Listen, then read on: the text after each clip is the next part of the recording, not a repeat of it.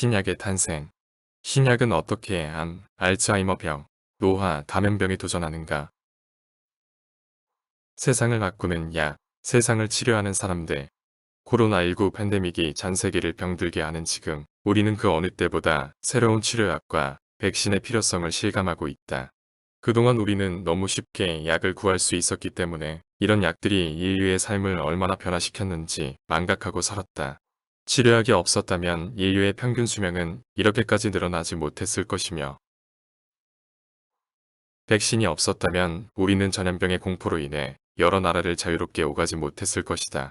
20세기 기술 문명의 발전과 걸음을 같이 했던 의약품은 현재도 계속 진화하고 있다. 그리고 그 최전선에는 수많은 사람이 기지와 재능을 쏟아 사람들의 생명을 구하는 일에 앞장서고 있다.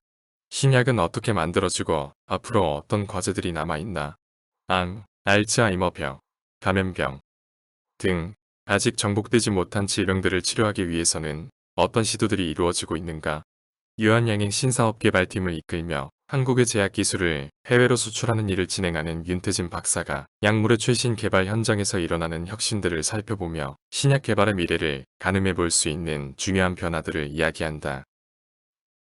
자연과학의 오케스트라, 현대 과학의 정수, 학부에서는 화학을, 석사에서는 물리화학, 그리고 박사과정은 생화학을 전공한 윤태진 박사는 신약 개발이야말로 화학, 생물학, 의학, 분석화학 등 현대과학의 모든 정수가 녹아있는 자연과학의 종합예술이라고 말한다. 여러 분야의 협업으로 이루어지는 신약 개발은 아직까지 정복하지 못한 질병 치료의 돌파구를 찾기 위해 분야를 더욱 넓혀가며 새로운 시도를 해보고 있다. 카티 치료법, 프로탁, 트리머웨이 등의 치료법은 이처럼 신약 개발의 패러다임을 주도하는 새로운 흐름으로 정체되어 있던 연구 분야의 활기를 불러일으키고 있다. 기존 약물이 좁은 적응증과 낮은 활용도로 인해 질병 치료에 제한적인 효과만 미쳤다면, 지금 개발되는 약물은 무한대에 가까운 약물 적용 가능성과 범용성을 목표로 한다. 기존의 약물이 낚싯대를 던져 낚싯바늘이 정확히 물고기의 입에 걸리길 기다리는 방식이었다면, 지금은 그물을 던져 물고기를 통째로 건져 올릴 수 있는 방식을 찾고자 하는 것이다. 비단 약물 접근 방식에만 변화가 있는 것은 아니다. 약과는 조금 거리가 멀어 보이던 장내 미생물 연구, 약과는 전혀 관련이 없어 보였던 인공지능 연구까지 신약 개발에 도입되고 있다. 이 책은 기존의 방식으로는 치료가 어려웠던 질환들의 연구에 새로운 빛을 비추는 새로운 트렌드를 분석하고 이러한 새 바람이 앞으로의 신약 개발에서 차지하게 될 파급력을 살펴본다.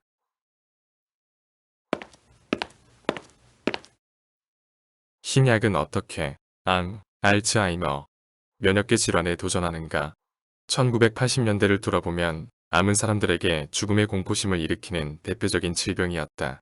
그 이후 각국 정부가 천문학적 단위의 예산을 투여하며 암치료제 개발에 나섰지만 암의 정복은 쉽사리 이루어지지 않았고 어느덧 비관의 목소리마저 나오기 시작했다.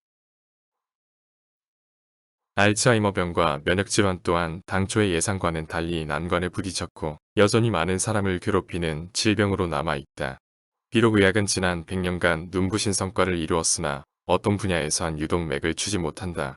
암세포만을 죽이는 치료제를 개발해도 암세포는 금세 저항성이 생겨도로 자라난다. 알츠하이머병을 일으키는 원인으로 추정되었던 베타 아밀로이드와 타우 단백질을 표적으로 한 약물은 질환 치료에 큰 효능을 보이지 않았고 번번이 임상에서 실패했다. 면역작용을 제어하는 조절, T세포는 때로 우리가 예상했던 것과는 전혀 다른 거동을 보이며 연구진을 실망시키고 있다. 현재 우리를 가장 괴롭히고 있는 이들 질병은 끝내 정복하지 못할 산으로 남을 것인가? 윤태진 박사는 이들 질환의 약물 개발 역사를 되짚으며 과거 치료법에 어떤 문제가 있었는지, 그리고 지금 등장한 약물은 어떤 방식을 택하는지, 이러한 새로운 방식이 과연 미래에도 유망하다고 볼 수 있을지 그 개발 동향을 살펴본다. 끈질긴 생명력으로 계속해서 약물 내성을 만들어내는 암세포들 못지않게 인간도 끈질긴 의지를 가지고 난치병의 정복에 도전하고 있다. 노화, 인류 최후의 과제. 설령 우리가 모든 질병을 정복해 영원한 생명을 얻게 되더라도 젊고 건강한 육체를 유지하지 못한다면 영원의 축복은 저주가 될 수밖에 없다.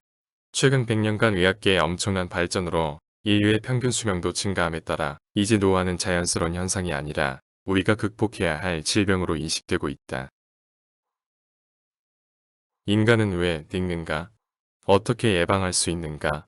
치료, 즉 노화를 거꾸로 되돌리는 일이 가능할까? 노화는 단일한 원인에 의한 것이 아닌 여러 현상이 종합된 최종 결과로서 일어나는 현상이다. 이에 윤태진 박사는 노화의 원인을 DNA 수준, 세포 수준, 그리고 개체 수준으로 나누어 세포 노화, 텔로미어 감소, 줄기세포 고갈 등 노화의 9가지 원인을 정리한다. 또한 레스베라트롤, 라파마이신 등 우리에게도 익숙한 항노화 물질이 정말로 노화 치료에 효과적인지 살펴보며 그의 추가의 노화를 방지하기 위해 우리가 실생활에서 행할 수 있는 몇 가지 생활 수칙들을 이야기한다. Y는 정말로 노화 방지 효과가 있을까? 생체 시계가 무너진 생활은 왜 노화를 가속시킬까?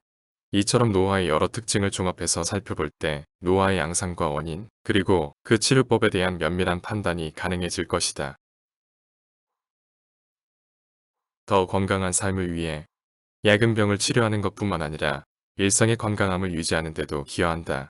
적정 체중을 유지하기 위해 운동을 하고 시력 보호를 위해 루테인이 함유된 식품을 섭취하고 스마트워치로 건강 상태를 체크한다. 이처럼 병에 걸리기 전에 먼저 병에 걸리지 않도록 신체를 건강하게 유지하는 방법을 연구하는 것도 21세기 의학의 중요한 목표다.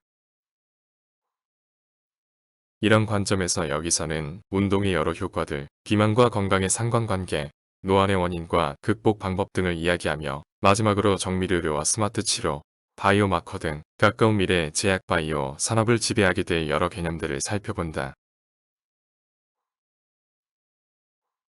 우리는 아프기 전까지는 약의 소중함을 잘 모르는 경우가 많다. 하지만 코로나19 발병 사태를 겪는 동안 우리는 치료약과 백신이 없던 시절을 잠시나마 실감하며 약, 그리고 시민의 보편적인 건강이 우리 사회에 얼마나 중대한 영향을 미치는지 새삼 느끼고 있다. 인류를 건강하게 만드는 일은 누군가에게는 굉장히 간절한 일이고 한 사람의 삶을 바꾸는 고귀한 일이다.